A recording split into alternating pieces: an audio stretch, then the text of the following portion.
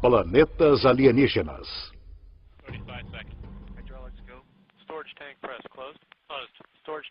6 de março de 2009. Este foguete Delta II está passando pelos testes finais pré-lançamento.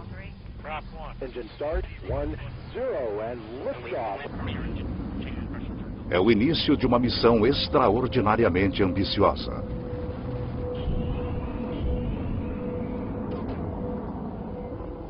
O Observatório Espacial Kepler está procurando por planetas similares à Terra em uma região que abrange 100 mil estrelas.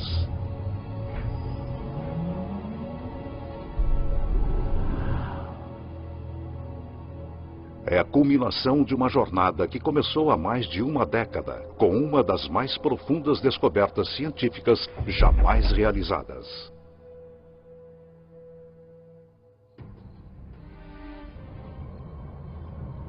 Em 1995, o astrônomo suíço Michel Mayor e sua equipe fizeram uma observação rotineira de estrelas da constelação de Pégaso, localizada a 50 anos-luz de distância.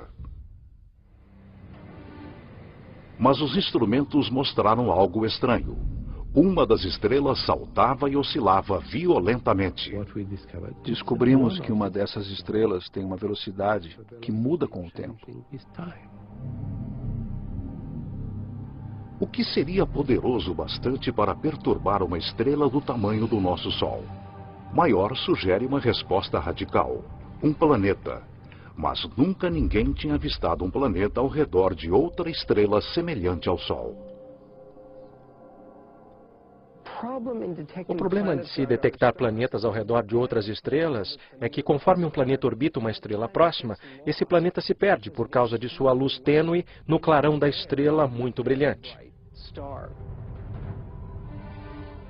Apesar da improbabilidade, Mayor confia em seus dados e está convencido de que as oscilações são causadas pela atração gravitacional de um planeta em órbita.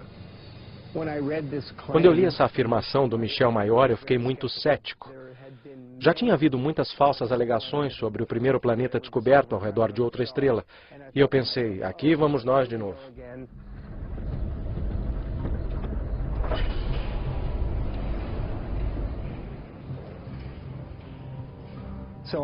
Então eu decidi observar a estrela por 4 noites consecutivas. E, surpreendentemente, ela oscilava exatamente como o Michel Mayor havia dito. Michel Mayor e seu colega de equipe Didier Queloz anunciam sua descoberta que agita a comunidade científica. Eles encontraram pela primeira vez evidência reproduzível e confirmável da existência de um planeta ao redor de uma estrela semelhante ao Sol.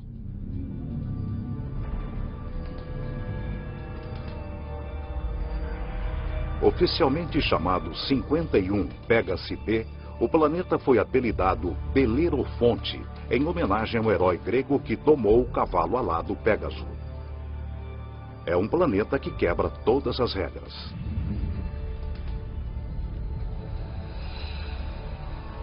Belerofonte torra na luz escaldante da estrela, a temperaturas de aproximadamente 1000 graus Celsius.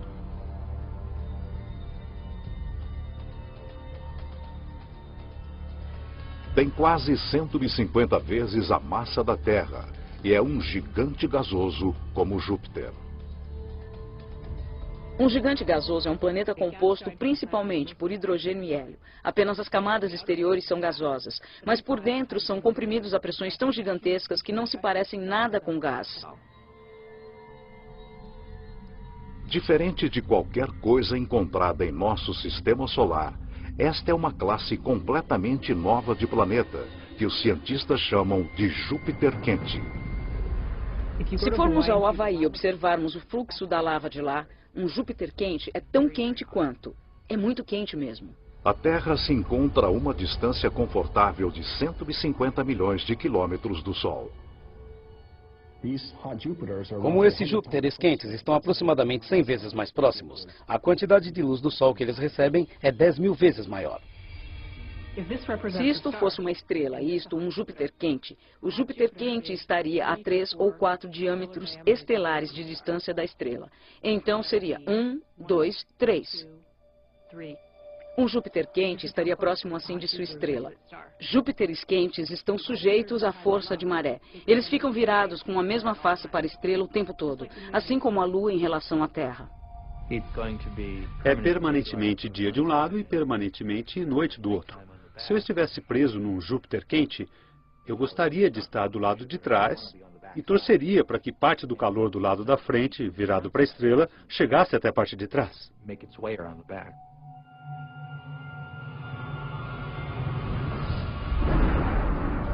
As variações na temperatura causam ventos extremos na atmosfera de Belerofonte. Conforme o ar é cozido pela estrela, ele sobe. Ar mais frio avança para baixo para substituí-lo, assim como acontece na Terra. O vento uiva a milhares de quilômetros por hora, muito além de qualquer coisa que poderíamos suportar.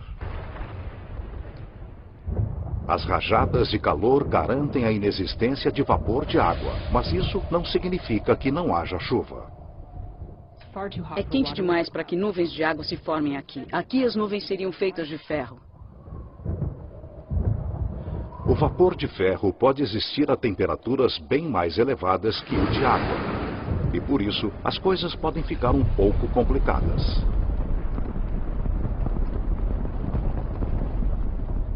É melhor que seu guarda-chuva seja bem resistente, porque o ferro vai começar a cobri-lo rapidamente, torná-lo extremamente pesado e simplesmente o destruiria.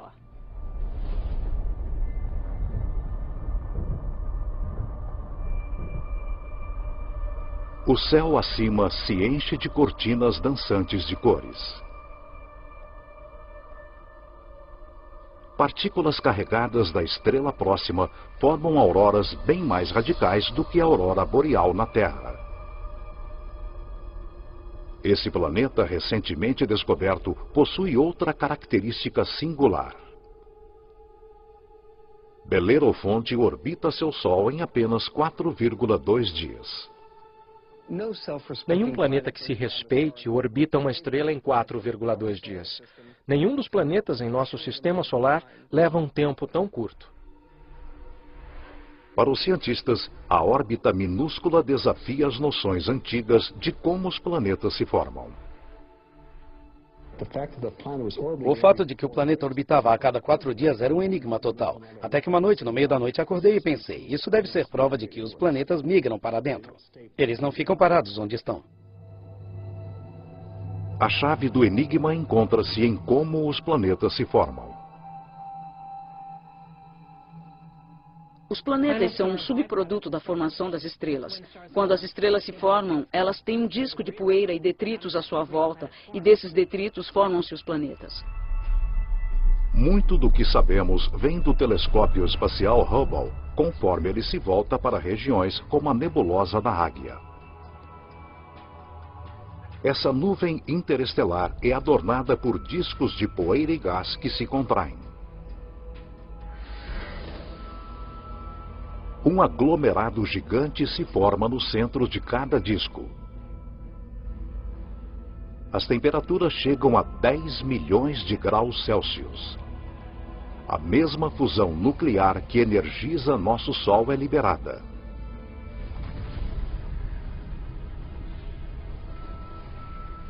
A estrela nasce. A radiação da estrela gera um vento estelar que empurra para longe a poeira e os detritos restantes. Parte da poeira sobrevive e permanece em órbita ao redor da estrela recém-nascida. Durante milhões de anos, a poeira vai se juntando e formando torrões que viram asteroides, e os asteroides viram planetas.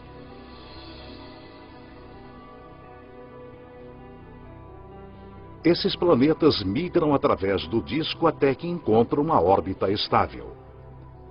É por isso que Belerofonte está tão perto de sua estrela-mãe. Mas um planeta recentemente descoberto encontrou sua órbita estável num lugar em que nenhum planeta deveria ir. 2001. O telescópio espacial Hubble está direcionado para uma estrela obscura a uns 150 anos-luz de distância da Terra na constelação de Pégaso. Essa é a mesma região onde Belerofonte foi descoberto 6 anos antes. O Hubble está rastreando outro Júpiter quente descoberto pelo astrônomo Geoff Marcy. Mas este é diferente de Belerofonte. Provavelmente você já ouviu falar do planeta HD 209458b. É um nome terrível. Um nome terrível para um planeta terrível. O HD 209458b foi apelidado por alguns como Osíris, o deus egípcio dos mortos. Osíris tem mais de 200 vezes a massa da Terra. Ele migrou para perigosamente perto de seu Sol. A apenas 6,5 milhões de quilômetros da superfície solar flamejante, Osíris arde no inferno planetário. A temperatura média diária em Osíris é de mais de 1000 graus Celsius. Esqueça um aquecimento global. Isso é fritura global. E ela faz Osíris perder aproximadamente 500 mil toneladas métricas de ar por segundo.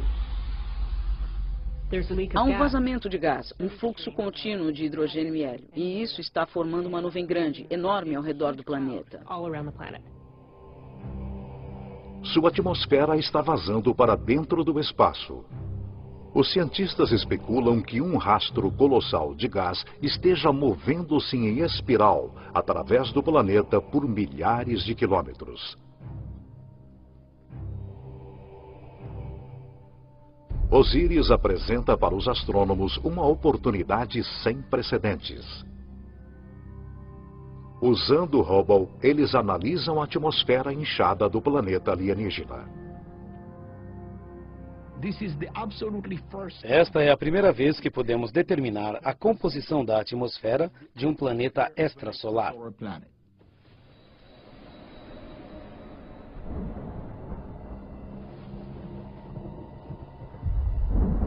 Surpreendentemente, o Hubble detecta muitas substâncias químicas básicas necessárias à vida: sódio, carbono, hidrogênio e oxigênio. Mas Osíris é quente demais para que nele haja vida como a conhecemos. No entanto, pode haver outras formas de vida que se desenvolvem em temperaturas mais elevadas.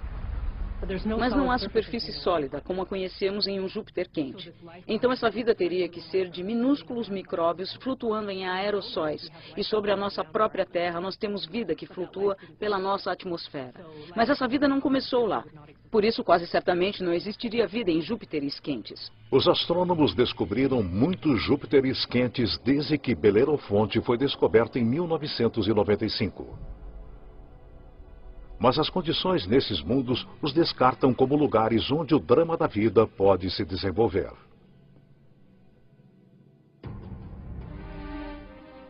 No entanto, um desses gigantes gasosos é um planeta que desafia as regras da evolução. O astrônomo Geoff Marcy descobriu algo surpreendente sobre um planeta que orbita uma estrela chamada 16 Cygnos B, localizada a cerca de 70 anos-luz de distância na constelação de Cygnos, o Cisne.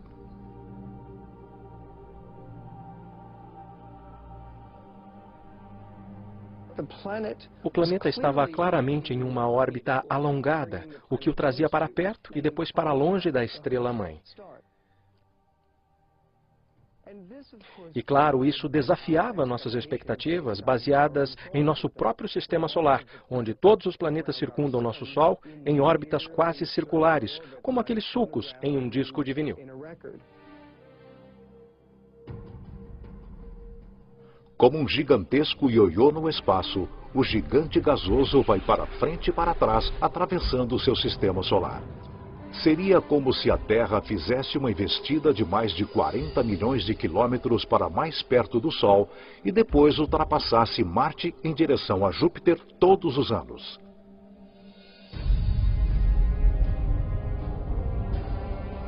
E como todos os gigantes gasosos do nosso sistema solar, este planeta Ioiô provavelmente tem um séquito de luas.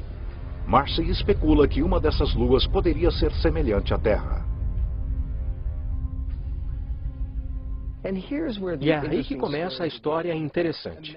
Imaginem uma lua rochosa, com lagos, oceanos, talvez rios e quedas d'água sobre a superfície. A lua orbitando seu planeta e os dois orbitando a estrela-mãe. Diferente da lua sem ar que circula a Terra, essa lua é um mundo com estações extremas. Na Terra, as estações acontecem devido à inclinação de nosso planeta. Aqui, elas são causadas pela órbita alongada. Esses pobres planetas que estão nessas órbitas elípticas alongadas sofrem mudanças terríveis em seu clima no decorrer de um ano. Conforme chegam mais perto, o planeta Ioiô e sua lua são esturricados pela estrela. Começa o verão.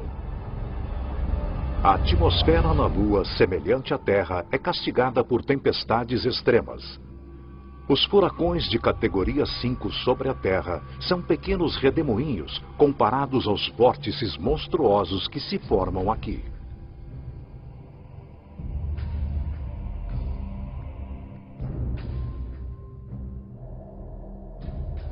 As nuvens ficam mais espessas conforme a água evapora.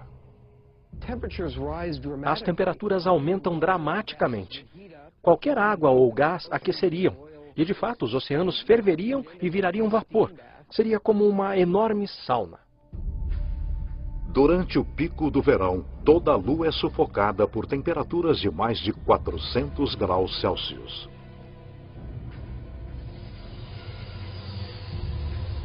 Este é o ponto mais próximo da estrela.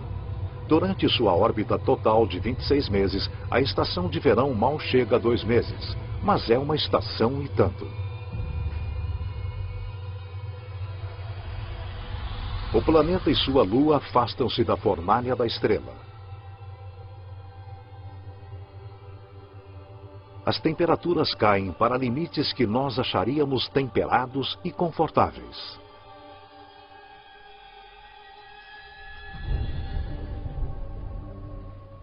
Com a chegada do outono, as chuvas retornam para a lua tostada. As bacias oceânicas secas enchem-se novamente e os mares sobem, formando novas linhas costeiras.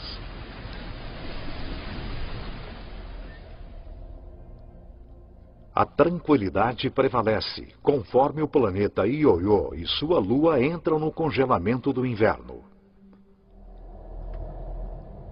Agora, a mais de 320 milhões de quilômetros da estrela, o céu de dia é escuro. As temperaturas oscilam ao redor de menos 160 graus Celsius. Os oceanos congelam e as calotas polares se expandem por sobre a superfície da Lua, formando um lençol de gelo com muitos quilômetros de espessura que engloba todo o planeta. Os invernos são longos, duram 17 meses. Com a chegada da primavera, o Sol aparece radiante no céu sobre essa lua, conforme o gelo racha e derrete violentamente. Enormes icebergs soltam-se para dentro de um oceano tempestuoso que cresce rapidamente.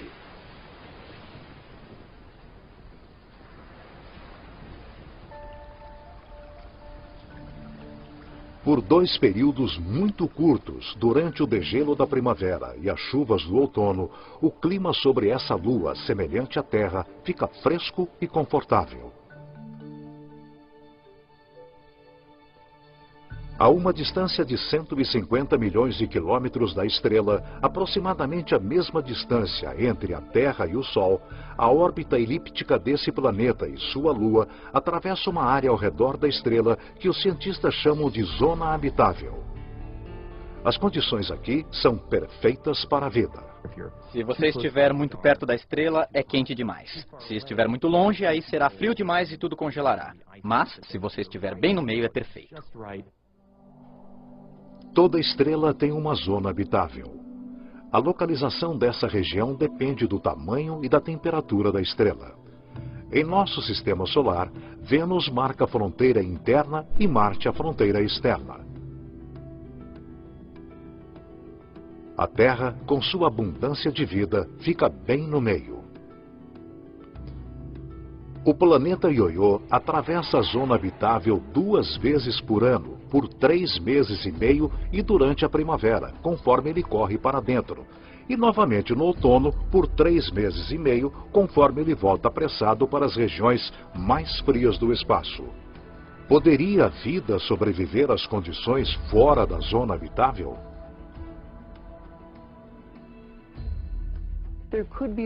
É possível que haja formas de vida inteligentes o suficiente para hibernarem, como fazem os animais da Terra durante a estação de inverno. Se isso parecer fantástico, pensem nas zonas das marés da Terra. Nas zonas das marés, a vida prolifera, é claro, perto da praia. E isso acontece apesar das correntes. A água vem e cobre muitas das formas de vida. Quando a maré baixa, a água retrocede, mas mesmo assim essas espécies sobrevivem perfeitamente bem.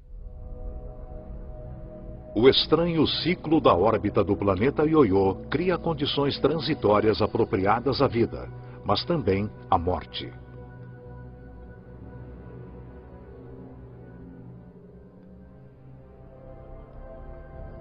Alguns planetas alienígenas são até mais bizarros. Imaginem um mundo que não tem estrela para orbitar.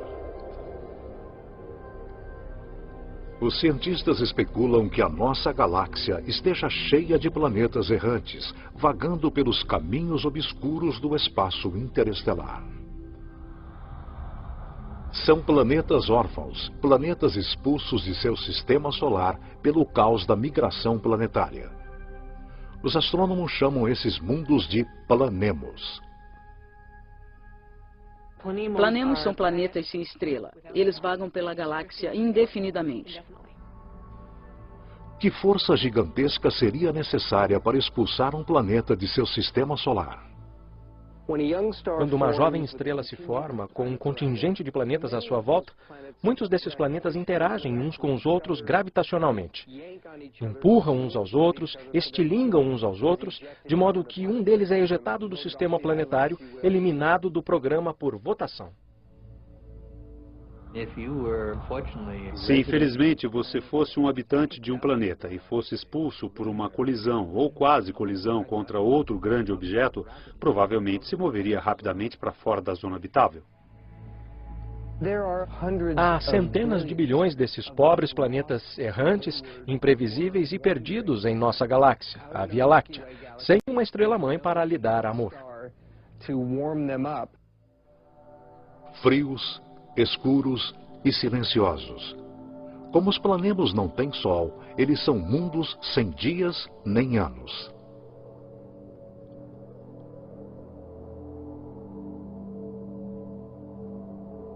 Eles mantêm vigília através de uma noite eterna. São solitários errantes, sentinelas da galáxia. Mas o fato de um planemo estar lá vagando pelo espaço não significa que ele esteja morto. Se o planema for um mundo rochoso, ele pode ter vida. Um pequeno planemo rochoso, sem atmosfera, hibernará sob um frio extremo, bem mais frio que o dia de inverno mais frio do nosso Polo Sul. Mas um planemo grande o suficiente para reter uma atmosfera retém o calor gerado quando o planeta se formou. É o exemplo máximo do efeito estufa. O calor e a energia vêm do núcleo liquefeito bem do centro do planeta solitário. Se o planemo for um gigante gasoso, como Júpiter, ele pode ter um sistema de luas. A atração gravitacional entre o planemo e suas luas cria fricção, fazendo com que o interior dessas luas permaneça quente. Essas luas também podem ter vida, da mesma forma que a lua de Júpiter tem vulcões e muita energia em forma de calor gerada pelas interações com Júpiter e as outras luas. Se alguma coisa vive aqui, são organismos unicelulares, como as bactérias comuns encontradas na Terra e não formas de vida complexas. Sem um sol para propiciar fotossíntese, esses minúsculos organismos obtêm sua energia da química do solo do planemo ou de sua lua.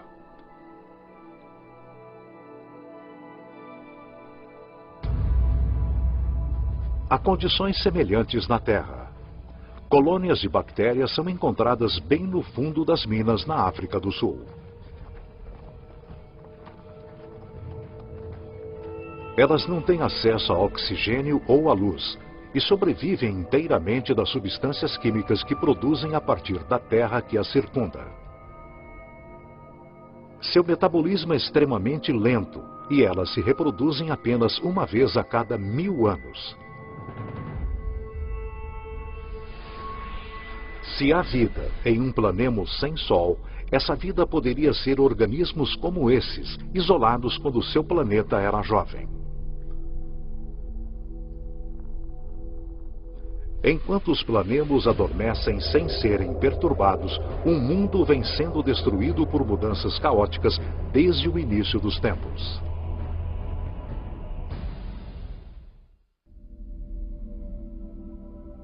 Em 2003, os astrônomos confirmam a existência de uma relíquia do início dos tempos na constelação de Escorpião. A maioria dos planetas encontrados fora do nosso sistema solar está localizada no disco principal da nossa galáxia.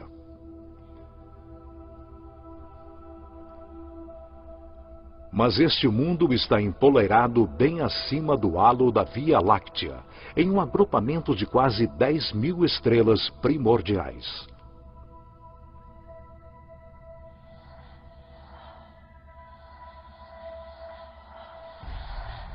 O planeta B162026 é mais conhecido por seu nome não oficial, Planeta Matusalém, a pessoa mais velha da Bíblia.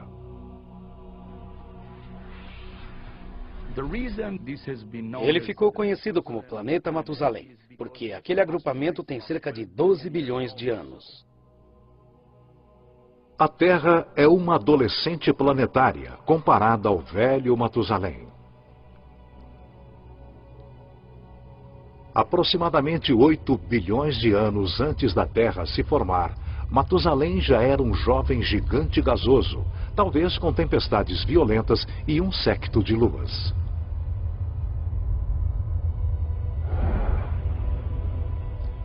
Os eons passam e os ventos e as tempestades diminuem, deixando para trás um mundo pacífico. De repente, duas estrelas surgem no céu. Elas são os centros queimados de estrelas mortas há muito tempo, assombrando o agrupamento. No ambiente muito denso de um agrupamento globular, há muitas colisões estelares e quase colisões, sistemas em que uma estrela é chutada para fora e outra é chutada para dentro. Em uma dança cósmica de gravidade semelhante à migração de planetas, uma das estrelas é expelida e substituída pela estrela-mãe de Matusalém. Matusalém agora é um planeta com 2 sóis. Todos os dias há 2 alvoradas e 2 ocasos. Todas as nuvens e todos os objetos projetam 2 sombras. Com o tempo, a estrela-mãe original começa a se expandir, um sinal de que a estrela está morrendo. Ela incha até se tornar uma estrela gigante vermelha e transbordar para a estrela de nêutrons. A estrela de nêutrons devora a gigante vermelha.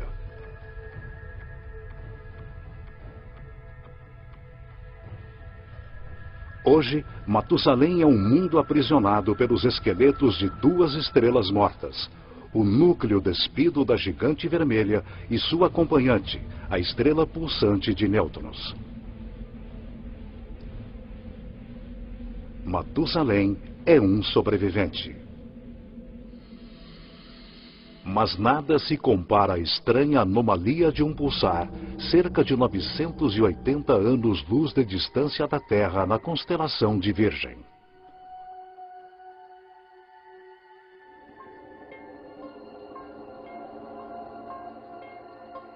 De longe, um pulsar parece uma luz piscando. mas de perto, os pulsares bombardeiam seus arredores com radiação letal. Não há lugar para planetas. No entanto, alguma coisa interfere com a precisão deste pulsar. Uma explicação seria que a anomalia é causada por um planeta. Mas muitos astrônomos não acreditam que existam planetas orbitando pulsares.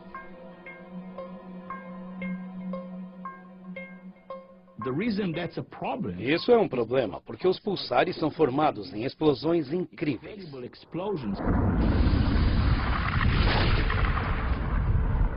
Quando uma estrela gigante vermelha explode, uma bola de fogo titânica conhecida como supernova libera tanta energia em 1 minuto quanto o nosso Sol gera em toda a sua vida. Quando uma estrela vira supernova, a onda de choque é tão imensa que é difícil imaginar que qualquer planeta sobreviva a ela. Quando a poeira cósmica se dissipa, tudo o que resta é o núcleo destruído da gigante vermelha, pulsando no centro de um campo de detritos em expansão.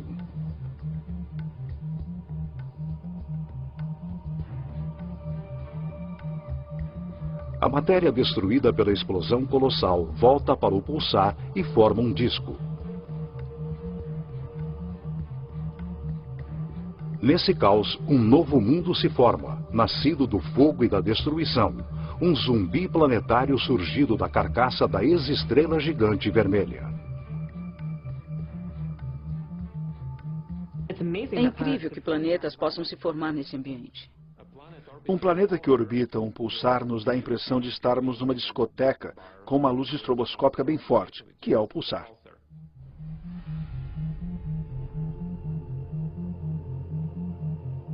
A radiação dessa fera estelar quebra as moléculas orgânicas necessárias à vida. O pulsar tem campos magnéticos muito fortes, que giram conforme a estrela gira rapidamente e suga qualquer material, elétrons, prótons, e os acelera e os arremessa para fora em alta velocidade. É como um vento solar violento. Não imagino que haja qualquer oportunidade, mesmo para uma forma de vida simples, microbial, emergir e florescer num planeta orbitando um pulsar. Principalmente porque se você estiver no pulso, você estará severamente energizado. E se não estiver no pulso, estará completamente destituído de energia. A descoberta de planetas pulsares mostra como novos mundos podem se formar depois da destruição de uma estrela. Independentemente de onde surge um planeta, seu processo de nascimento é repleto de perigos.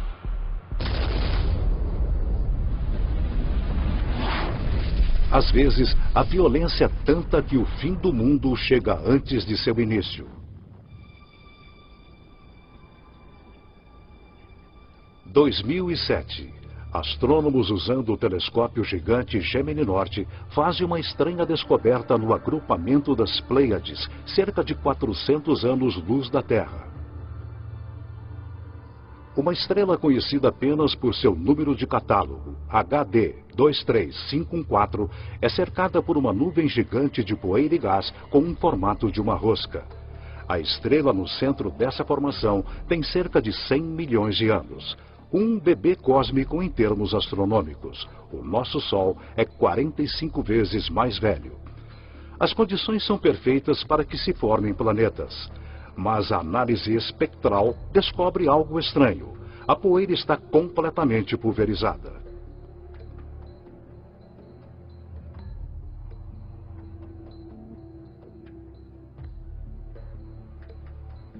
Normalmente, uma estrela recém-nascida é cercada por jovens planetas. Os planetas se formam ao redor da jovem estrela em um disco protoplanetário de gás e poeira.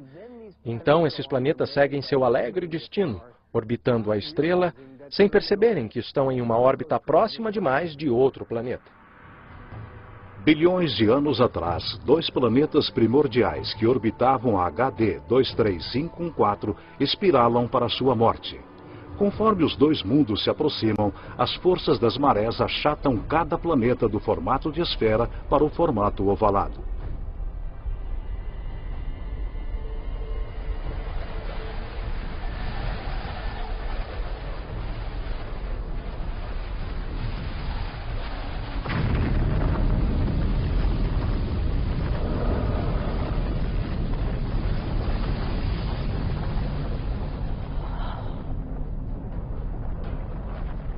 Os dois mundos são aniquilados, criando a poeira e os detritos que vemos ao redor da estrela HD 23514.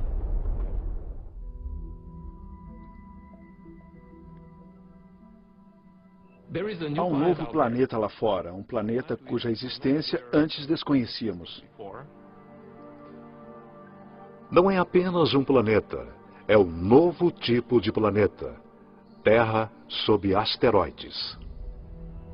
Gosto de chamá-los de superterras. Eles são como a Terra, só que maiores, com até 10 vezes a massa da Terra.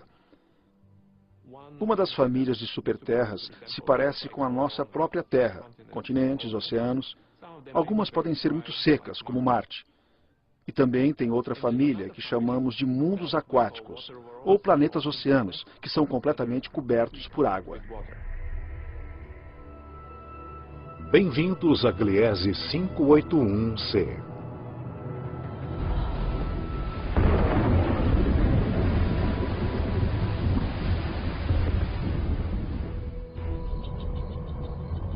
Este planeta foi descoberto por Michel Mayor, e ele orbita uma estrela bem pequena junto com 2 outros planetas.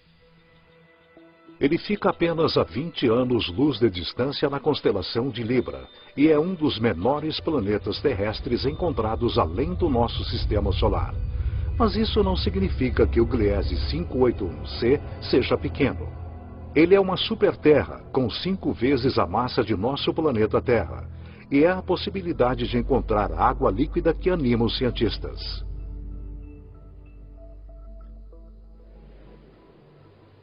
Um planeta oceano dá a sensação de estarmos no meio do Oceano Pacífico, sem terra à vista, só água. Acima, nuvens brancas volumosas e céu azul. Os ventos sobre o mundo oceano são semelhantes aos da Terra. É um ótimo lugar para se velejar. O clima é absolutamente perfeito. Todos os dias o céu está azul e o sol fica sempre no mesmo lugar. Assim fica fácil fazer a previsão do tempo. Não há terra em lugar algum, nem bem abaixo da superfície.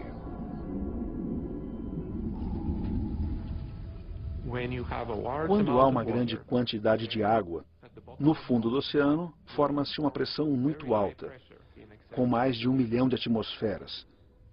E essa pressão comprime a água líquida, que é o oceano, para um estado que chamamos de gelo 7.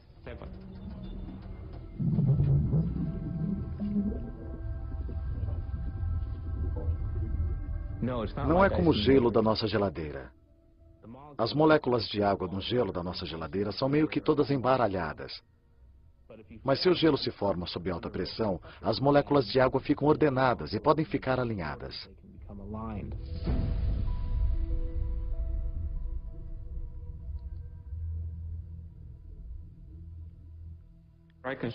Posso mostrar um cristal que é um bom equivalente ao gelo 7. Halita, também conhecida como sal de rocha. Pode ser que o gelo 7 exista em nosso próprio sistema solar. Europa, uma das luas de Júpiter, pode ter um manto de água líquida circundado por uma grossa crosta de gelo. A pressão da crosta é tão grande que pode existir gelo 7 bem no fundo desses mares desconhecidos. Se nós aumentarmos a escala e degelarmos Europa, ela pode ser um mundo aquático semelhante a Gliese 581c. Podemos imaginar que a vida possa surgir no mundo aquático. Afinal, a água é essencial à vida sobre a Terra. Em todo lugar no nosso planeta onde há água, há vida. Não encontramos uma gota d'água estéril sobre a Terra, a menos que a coloquemos no forno de micro-ondas. Nesse mundo aquático poderia haver bactérias ou qualquer tipo de vida no próprio oceano.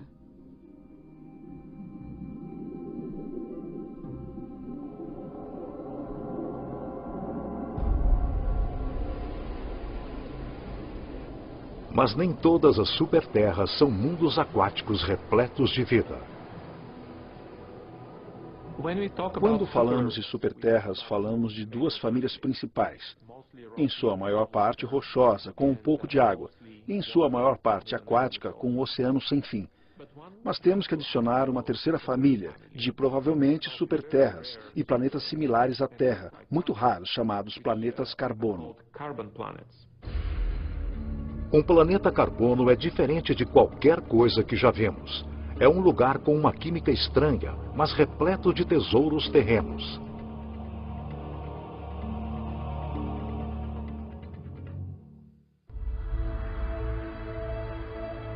Por toda a nossa galáxia, há planetas que são áridos, pobres e inóspitos. Mas a ciência está na trilha de um novo tipo de planeta, um mundo inteiro de tesouros.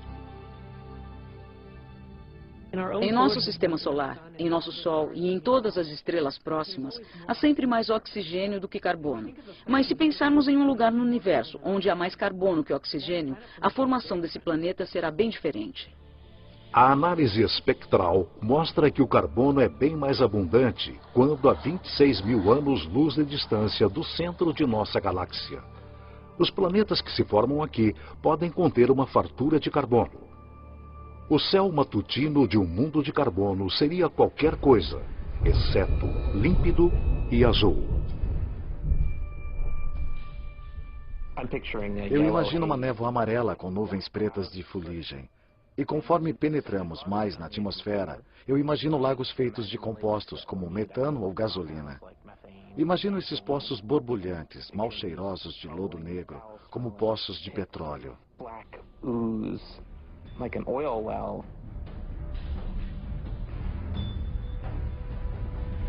Com pouca ou nenhuma água na atmosfera, o ar é formado por compostos de carbono. Metano, butano, pentano, benzeno, todos esses tipos diferentes de compostos de carbono que se separam no refino da gasolina. Um dia pode chover benzeno, no outro pode chover butano. Por mais estranhos que possam parecer os planetas carbono, a qualidade do ar neles pode parecer familiar para alguns. O ar num planeta muito rico em benzeno será parecido ao de Los Angeles, com muitas partículas de smog, às quais infelizmente estamos acostumados por causa do escapamento dos automóveis. Apesar da poluição, planetas carbono podem ter um lado positivo bem atraente. É possível que vejamos diamantes, porque o planeta pode ter quantidades substanciais de carbono puro, composto do qual os diamantes são formados. Quando o carbono puro é comprimido, ele tende a se transformar em diamante. Os segredos de planetas exóticos como estes estão esperando para serem descobertos por toda a galáxia. Mas os astrônomos não vão se satisfazer até encontrarem o seu santo graal. Um planeta como o nosso, que sustente a vida. A próxima Terra.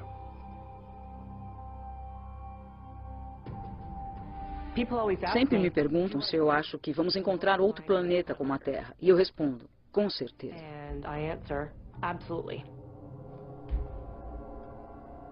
Cada estrela provavelmente possui planetas aproximadamente do mesmo tamanho que a Terra.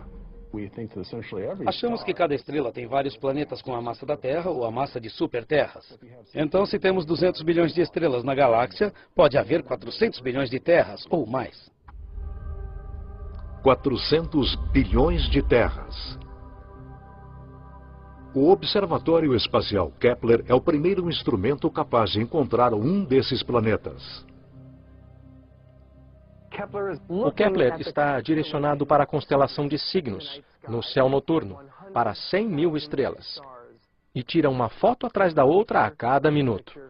E o objetivo do Kepler é simples: procurar entre as 100 mil estrelas aquelas que às vezes ficam escuras. Quando a estrela varia ligeiramente seu brilho, significa que um planeta está passando na sua frente, bloqueando parte de sua luz. O tempo durante o qual a estrela fica sem brilho e a quantidade de luz bloqueada dizem aos cientistas o tamanho do planeta e sua distância de seu Sol. Uma boa analogia para isso seria olhar para a oscilação na luz de uma lanterna no momento em que uma pequena mariposa passasse voando pelo foco da luz. A variação na luz conforme o planeta transita é minúscula.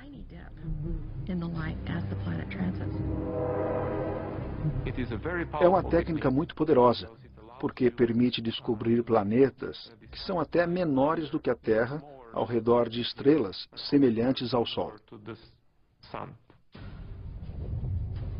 É uma técnica que está mudando o curso da ciência. Achamos que poderemos encontrar um planeta habitável nos próximos anos.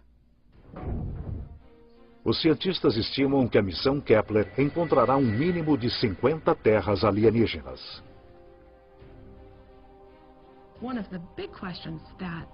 Uma das grandes dúvidas de quem procura a vida fora da Terra hoje é: será que reconheceremos a vida se a descobrirmos? As condições em uma terra alienígena podem fazer com que a vida evolua de forma diferente. Minha esperança é que vamos ver algum sinal que nos arrepiará totalmente.